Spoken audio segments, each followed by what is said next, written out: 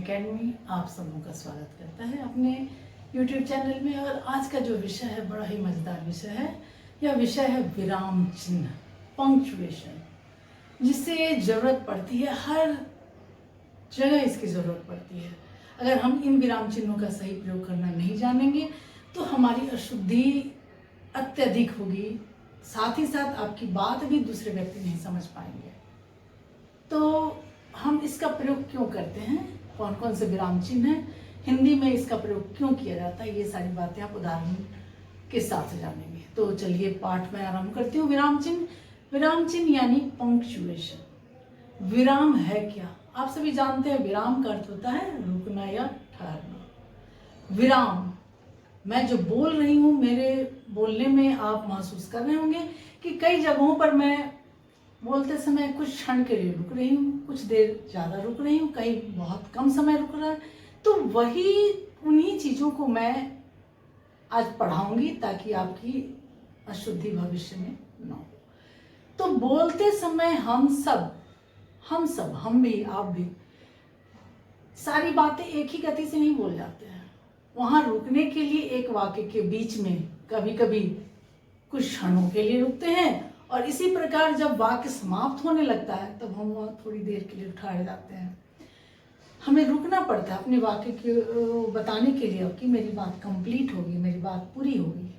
तो इसी रुकने को विराम कहते हैं, और इसी विराम को प्रकट करने के लिए हम जिन चिन्हों को लिखते हैं वही विराम चिन्ह कहलाता है। यही है विराम चिन्ह, यानी लिखित या कथित भाषा में भावानुरूप, भाव के अनुरूप अर्थ अभिव्यक्ति के लिए, अर्थ को स्पष्ट करने के लिए प्रयुक्त किए जाने वाले विशिष्ट चिन्ह ही विराम चिन्ह कहलाते हैं। पंक्चुएशन, भाषा में इसकी अत्यधिक आवश्यकता पड़ती है। तो ये विराम चिन्ह है जिनके नाम यहाँ दिए गए हैं। पूर्ण विराम, ये इनके नाम है, हिंदी नाम, ये अंग्रेजी नाम, और ये उनके चिन्ह है। पूर्ण विराम फुल स्टॉप, अर्ध विराम सेमीकोलन, यह इसका चिन्ह है। अल्प विराम कॉमा, उपविराम कोलन, प्रश्न सूचक क्वेश्चन मार्क, विस्मयादि या संबोधक साइन ऑफ एक्सक्लेमेशन, योजक विभाजक हाइफन, निर्देशक डैश, उद्धरण चिन्ह इन्वर्टेड कोमा, उद्धरण चिन्ह इन्वर्टेड कोमा, दोनों इन्वर्टेड कोमा है, पर यह सिंगल वाला एकल हुआ और जो डबल है वह दोहरा कहलाएगा, डबल इन्वर्टेड कोमा।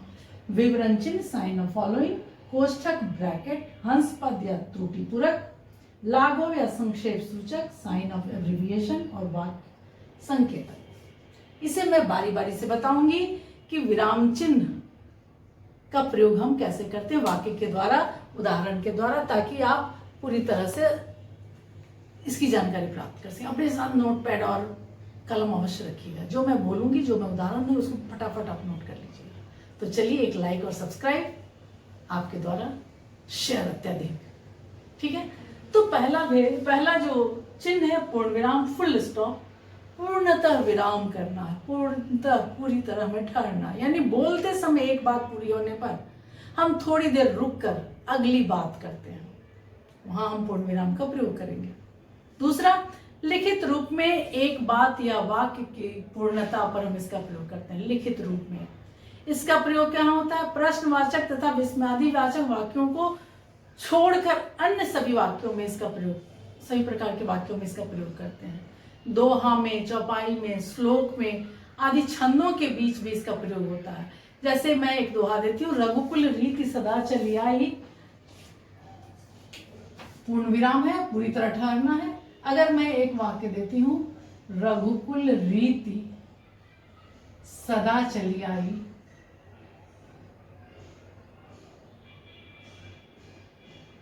प्राण प्राण जाए पर वचन गाए। यहां देखिए, इन पंक्तियों में किसी में ऊपर वाले में एक और दूसरे वाले में दो विराम चिन्हों का प्रयोग हुआ है।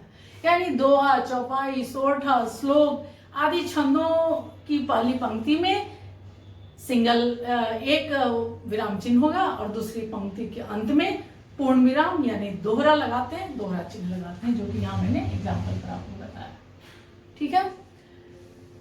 तो पूर्ण विराम आप समझ गए कि पूरी तरह से लिखित रूप में एक बात या वाक्य की समाप्ति पर। दूसरा है अर्ध विराम, यानी सेमी कोलन। अर्ध मतलब आधा। इसका प्रयोग हम कब करेंगे कि पूर्ण विराम से कम देर ठहरना है। यहाँ पूर्ण विराम से कम देर ठहरना है और अल्प विराम से ज्यादा। पूर्ण विराम से कम देर ठहरने, यानी जहां अल्प विराम से अधिक और पूर्ण विराम से कम समय लगे, वहां हम अर्ध विराम का प्रयोग करेंगे। जैसे खूब मन लगाकर पढ़ो, परीक्षा होने वाली है। खूब मन लगाकर पढ़ो, यहां हम सेमी कोलन का प्रयोग करेंगे अर्ध विराम का। परीक्षा होने वाली है। यहां आप महसूस कर रहे होंगे कि पूर्ण विराम से यहाँ कम समय लगा और अल्प विराम कॉमा से यहाँ ज्यादा समय लगा इसको बोलने में। तो इस तरह से आप इसका उदाहरण को आराम से समझ गए। ठीक है, अब हम आएंगे अल्प विराम। अल्प विराम बहुत सारे जगहों पर प्रयोग होता है, तो इसमें आपकी त्रुटि ना हो, या आपसे रिक्वेस्ट है कि आप जल्दी जल्दी उन उदाहरणों को लिखते जाएं। अल्प का अर्थ ही होता है बहुत थोड़ा, बहुत अल्प अवधि के लिए। तो थोड़ा यह वाक्यों के बीच जहां अर्ध विराम से कम समय लगता है। आप सभी जान गए कि यह अर्ध विराम से इसमें कम समय लगेगा। इसको बोलने में अर्ध विराम से इसको लिखते समय कम समय लगेगा। जैसे यह बहुत सारे जगहों पर निम्नलिखित मैं उदाहरण दे रही हूँ। देखिए कि एक ही प्रकार के शब्दों को अलग करने के लिए हम इसका प्रयोग करते हैं अल्प विराम का। एक ही प्रकार के शब्दों को, जैसे सीता, गीता, रीता और महेश आए, तो यहां हम अल्प विराम का प्रयोग कर रहे हैं। एक ही प्रकार के शब्द हैं, संज्ञा स्त्रीलिंग है, तो ऐसे शब्दों में वहां भी हम प्रयोग करेंगे। समान महत्व वाले वाक्य को अलग करने के लिए, समान महत्व वाले वाक्यों को अलग करने के लिए, समान महत्व वाले वाक्यों को अलग करने के लिए, वाक्यों में को पृथक करने के लिए, जैसे अज्ञे ने कहानी, कविता, संस्मरण, नाटक लिखे और नाटक लिखे। तो यहां भी आपने प्रयोग किया किसका? अल्प विराम का। ठीक है, संयुक्त तथा मिश्रित वाक्यों के उपवाक्यों को अलग करने के लिए, संयुक्त तथा मिश्रित वाक्यों के उपवाक्यों को अलग करने के लिए, जैसे वह पढ़ता तो बहुत है परंतु सफल नहीं होता। संयुक्त और मिश्रित वाक्य प्लस मिश्रित वाक्यों को अलग करने के लिए, वह पढ़ता तो बहुत है पर सफल नहीं होता। यह मिश्रित वाक्य है, संयुक्त वाक्य है, और यहां हमने प्रयोग किया अल्प विराम का। वह तब तो आदि के स्थान पर अल्प विराम का प्रयोग होता है। वह बड़ा इंटरेस्टिंग है, वह तब तो। इंग्लिश में जिस प्रकार साइलेंट होता है उस प्रकार यहाँ भी हिंदी में भी आप वाक्य देखेंगे। वाक्य निर्माण मैं कर रही हूँ, वहां भी देखिएगा कि आप ये वह तब तो साइलेंट है। जैसे तुमने जो खिलौना खरीदा था, तुमने जो खिलौना खरीदा था, कॉमा अल्प विराम कहाँ है। अब यहां मैंने प्रयोग नहीं किया है वह शब्द का, लेकिन आपको लग रहा है कि तुमने जो खिलौना खरीदा था वह कहाँ है। यहाँ साइलेंट है। जब स्कूल से निकले, जब स्कूल से निकले अल्प विराम, बारिश हो रही थी। देखिए, जब स्कूल से निकले थे तब बारिश हो रही थी। यहाँ तब स्पष्ट है, ऑटोमेटिक आपको लग रहा है कि यहाँ साइलेंट है। तब जब मैंने देखा कि वहां अधिक भीड़ लगी है, जब मैंने देखा कि वहां अधिक भीड़ लगी है, अल्प विराम, मैं ठहर गया। तो यहाँ क्या प्रयोग हुआ है? क्या है? साइलेंट। तो यहाँ तो साइलेंट लग रहा है, यानी वह तब तो आदि के स्थान पर भी हम अल्प विराम का प्रयोग करते हैं। वह तब तो, ये बहुत ही महत्वपूर्ण है। पत्र एवं प्रार्थना पत्र के अभिवादन, समापन के अलावा पता लिखने में इसका प्रयोग करते हैं। जैसे अभिवादन, प्रिय मित्र, समापन में भवदीय, भवदिया जब हम पता लिखते हैं तो बस विद्यालय को नगर, वहाँ कॉमा का प्रयोग करते हैं। उस अल्प विराम के प्रयोग में हम वहाँ अल्प विराम का प्रयोग करते हैं, सावधानी हम बरतते हैं। उद्धरण चिन्ह से पूर्व, जैसे सीता ने कहा मैंने लिखना छोड़ दिया, उद्धरण चिन्ह, यहाँ आप देखिए इसको कहते हैं उद्धरण चिन्ह। इससे पूर्व भी हम प्रयोग करते हैं। जैसे सीता ने कहा मैंने, ये उद्धरण चिन्ह है, मैंने लिखना छोड़ दिया, तो उद्धरण चिन्ह से पूर्व छोड़ दिया। यहाँ उद्धरण चिन्ह है, इससे पूर्व भी हम अल्प विराम का प्रयोग करेंगे। तो ये सारे रूल्स जो है वो अल्प विराम के लिए है। उपाधियों के अलग करने के लिए, उपाधियों को, जैसे एमए लिख रहे हैं, एमएड लिखना है हमें, तो यहाँ भी हम प्रयोग करेंगे। बीएड लिखना है हमें, तो इसके बाद हम अल्प विराम का प्रयोग करेंगे इन चिन्हों का, है ना महत्वपूर्ण। हाँ या नहीं के बाद भी, हाँ के बाद भी प्रयोग करेंगे, नहीं के बाद भी। ये विशेषता संवाद इत्यादि लिखते समय इसकी जरूरत पड़ती है। और संवाद लेखन में तो यह काफी महत्वपूर्ण है, विराम चिन्हों का प्रयोग यथास्थान होना चाहिए।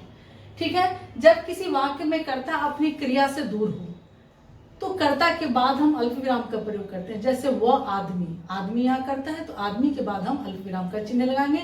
जिसने कल बात की थी आज पकड़ा गया, मान लीजिए उदाहरण देती है, जैसे वह आदमी जिससे कल बात हुई थी, अल्प विराम, वह पकड़ा गया। तो यहां आपने देखा अल्प विराम का प्रयोग कि कर्ता के बाद कर्ता अपनी क्रिया से दूर हो रहा है, कर्ता अपनी क्रिया से पकड़ने से यहां से दूर है, वहां भी हम अल्प विराम का प्रयोग करते हैं। कर्ता अपनी क्रिया से जब दूर होता है तब भी अल्प विराम का प्रयोग होता है। स्पष्ट है। अब मैं बताने वाली हूं, ये हो गया अल्प विराम। उप विराम, कोलन चिन्ह का प्रयोग हम कहां करते हैं, इसे मैं मिटाऊं या स्नैपशॉट लेंगे।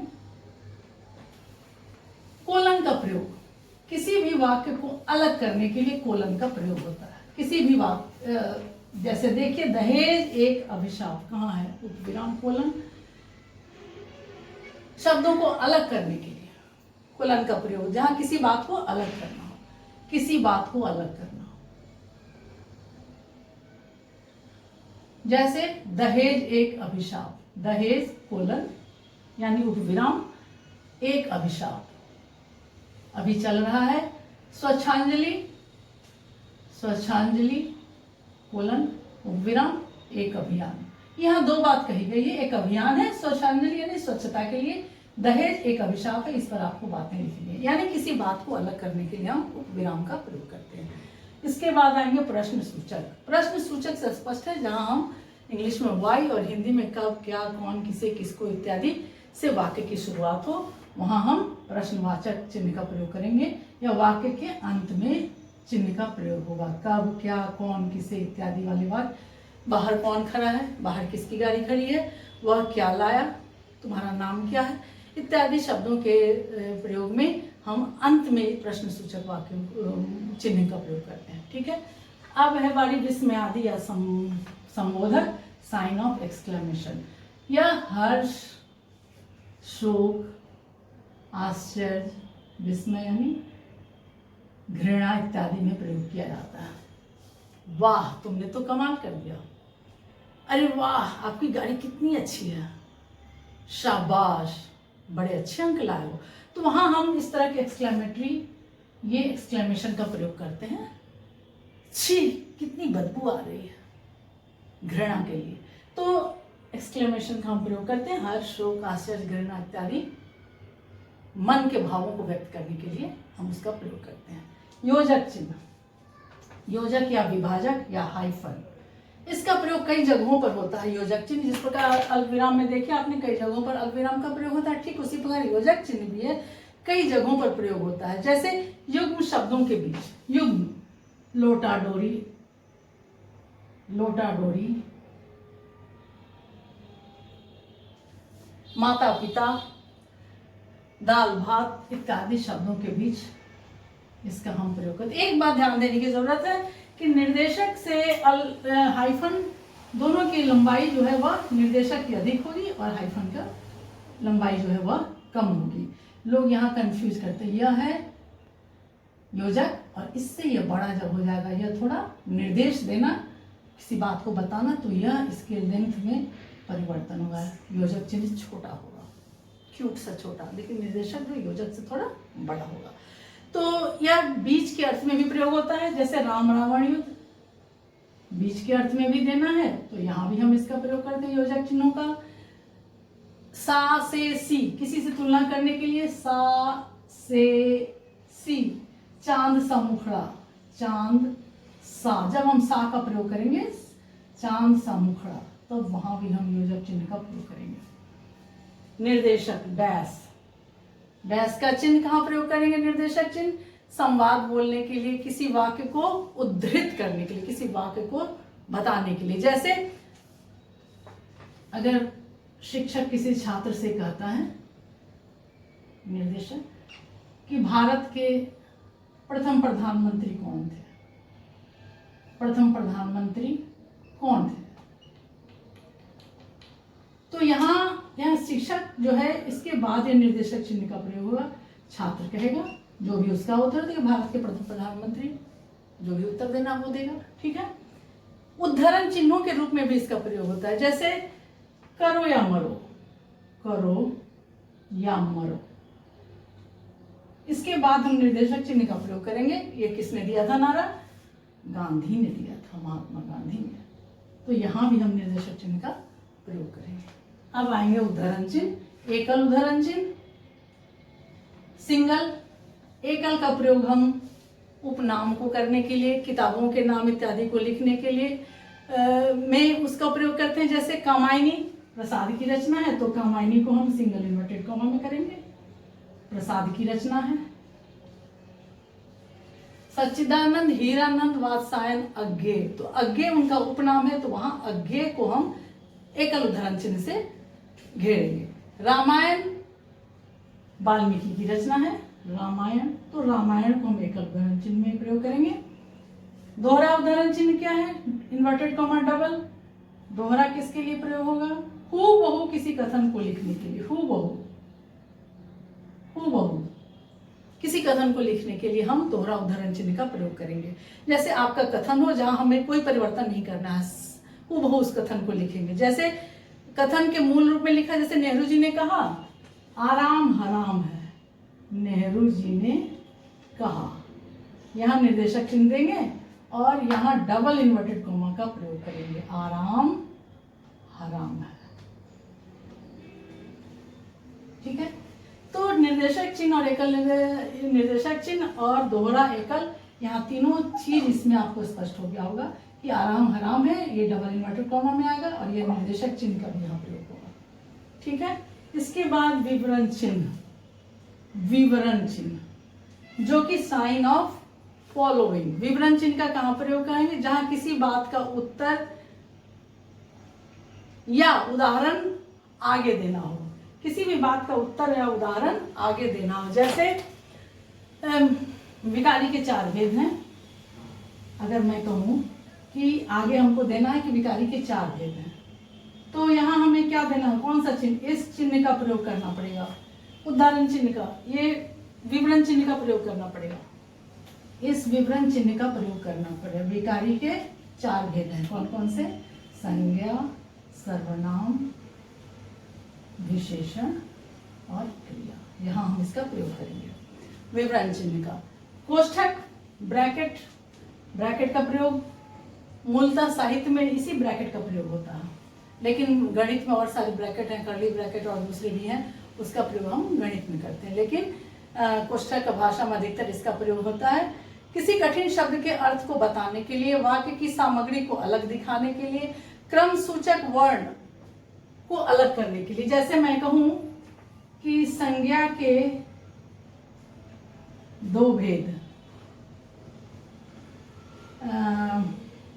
समूहवाचक और द्रव्यवाचक, और द्रव्यवाचक, तो यहाँ हम कोष्ठक का प्रयोग करेंगे। जातिवाचक में मिल गए, वाचक में मिल गए, तो यहाँ हमें कोष्ठक का प्रयोग करना पड़ेगा इस तरह से। ठीक है, अब आएंगे हंस पद या त्रुटिपूरक। हंस पद, हंस पद यानी लिखते समय कोई बात अगर छूट गई हो तो वहां हम हंस पद का प्रयोग करेंगे। हंस पद, ये है हंस पद का चिन्ह, ये है त्रुटिपूरक। लिखते समय कोई बात छूट गई हो तो वहां हम हंस पद या त्रुटिपूरक का चिन्ह का प्रयोग करेंगे। जैसे कि निराला ने अनामिका के बाद, अनामिका उनकी रचना है, अनामिका के बाद रचना की, तो यहाँ हमारी कोई बात छूट गई है, ऐसा लग रहा है वाक्य से कोई बात छूट गई है, तो हम उसके बाद वहाँ हम इसको इस चिन्ह का प्रयोग करेंगे। अगर छूट गई है, मुझे याद है कि ये छूट गया है, बहुत हमें मिटाने की जरूरत नहीं पड़ रही, हम इस चिन्ह से इसका प्रयोग हमने कर लिया। और क्या, अनामिका के बाद परिमल की रचना की उन्होंने, निराला जी ने, सूर्यकांत त्रिपाठी निराला जी ने अनामिका के बाद परिमल की रचना की। तो अगर हम यहाँ काटते हैं तो हमारी कॉपी गंदी लगती है, अशुद्धि दिखती है, तो यहाँ इस त्रुटिपूरक से हम काम चला लेते हैं। ठीक है, अब मैं बताऊंगी लाघव चिन्ह संक्षेपण। संक्षेपण यानी किसी भी बात को लिखने के लिए हम उसको शॉर्ट में लिखते हैं, संक्षिप्त रूप में लिखते हैं। शब्द के संक्षिप्त रूप को लिखने के लिए लाघव चिन्ह का प्रयोग करते हैं। जैसे डॉक्टर ना लिख करके डा लिख देते हैं, प्रोफेसर पूरा ना लिख करके प्रोफेसर पूरा नहीं लिखते हैं, और उसको हम प्रो से काम चला लेते हैं। कृपया पन्ना उल्टे, कृपया पन्ना उल्टे, इससे हमारा समय और ऊर्जा का बचत होता है, लाघव चिन्ह का प्रयोग करते हैं। उसके बाद है संकेतक, वाक्य संकेतक। वाक्य संकेतक यह अधिकतर अभ्यास में प्रयुक्त होता है। जैसे वाक्य को भाववाच्य में बदलिए, तो बच्चे खेल रहे हैं, बच्चे खेल रहे हैं, तो यहाँ हमने इसका प्रयोग किया है, जो कि वाक्य संकेतक है। यह वाक्य संकेत कर रहा है कि बच्चे खेलेंगे, बच्चे खेल रहे हैं, वाच्य परिवर्तन करें, भाववाच्य कर्मवाच्य में परिवर्तन करें। दूसरा, पक्षी उड़ते हैं। दूसरा उदाहरण लीजिए, पक्षी उड़ते हैं, वचन बताइए, तो यहाँ आप वचन बताएंगे, पक्षी उड़ते हैं, ये एक वचन है कि बहुवचन में। तो इस तरह से आप वाक्यों में सही तरीके से लिखना कि कौन सा चिन्ह कब प्रयोग करते हैं, यह आप जान गए। अगर आपको कहीं ऐसी कमी लग रही है या कुछ ऐसा लग रहा है कि कोई दिक्कत है, तो कृपया हमें कमेंट बॉक्स में अवश्य लिखिए। धन्यवाद।